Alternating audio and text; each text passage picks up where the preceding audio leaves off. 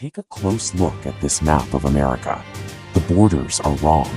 The geography we memorize in grade school was never guaranteed.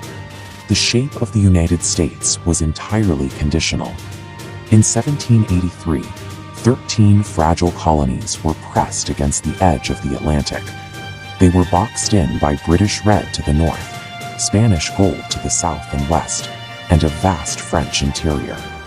The path from that narrow coast to a continent-spanning republic relied on razor-thin margins, spectacular accidents of nature, and men who blatantly ignored their orders. American history textbooks skip right past the pivot points. They ignore the 7 distinct territorial decisions that could have permanently drawn a different nation. A republic that stretched deep into the Arctic. A nation that absorbed all of Mexico. A fractured map containing 75 separate states. To understand the reality of the modern American republic, we have to trace the ghost borders that almost replaced it. In 1803, President Thomas Jefferson wanted to buy a single city. He authorized his diplomats to spend $10 million for New Orleans, simply to secure a shipping port for American farmers. France controlled the vast territory behind it, but the French military was dying in the Caribbean. A massive slave revolt in Saint-Domingue, combined with a brutal yellow fever outbreak, had obliterated Napoleon's 50,000-man army. Facing renewed war with Britain and sudden financial ruin, Napoleon abandoned his American empire. He ordered a fire sale of the entire territory. For roughly 4 cents an acre, the United States acquired 828,000 square miles. The Louisiana Purchase doubled the size of the nation overnight. The entire geographic foundation of the American interior exists strictly because of a mosquito-borne virus and a Caribbean rebellion. With the center secured, political ambition turned north. By the 1840s, an aggressive faction in Washington was demanding the outright annexation of Canadian territory. The campaign slogan was 54-40 or fight. Expansionists wanted the United States border pushed hundreds of miles up the Pacific coast, deep into modern-day British Columbia. President James K. Polk had endorsed the claim, but Polk was already provoking a war with Mexico in the south. He could not afford a simultaneous naval war with the British Empire in the Pacific. He backed down. The Oregon Treaty of 1846 cut a flat, unnatural line across the continent at the 49th parallel. That diplomatic compromise kept the Canadian West intact and ensured that major metropolitan hubs like Vancouver remained outside the United States.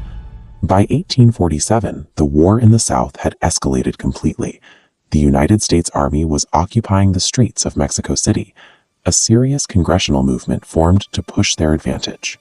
The All of Mexico advocates lobbied to absorb the entire conquered nation, all 750,000 square miles of it.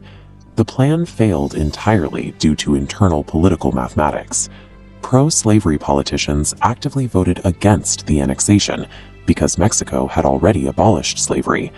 Absorbing millions of Mexican citizens would have created new free states and tilted the balance of power in Washington. Meanwhile, the American negotiator in Mexico, Nicholas Trist, received direct orders from President Polk to abandon the talks and return home. Trist refused. Operating autonomously, he signed the Treaty of Guadalupe Hidalgo.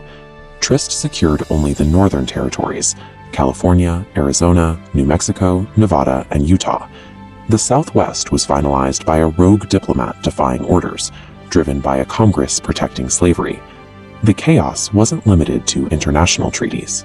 Inside the country, highly organized movements were fighting to carve out entirely different state lines.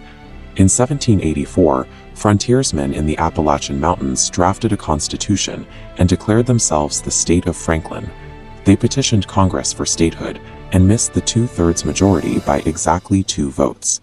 In 1849, Mormon settlers proposed Deseret, a massive theocratic state that would have swallowed modern Nevada, Utah, and Southern California all the way to the Pacific coast.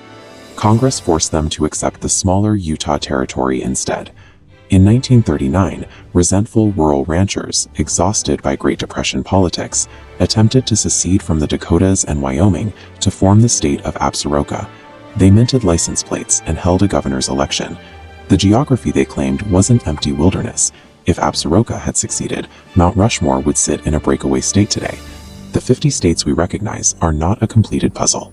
They are the surviving boundaries from a century of localized, bitter territorial disputes. If Napoleon's army survives in Haiti, France holds the interior.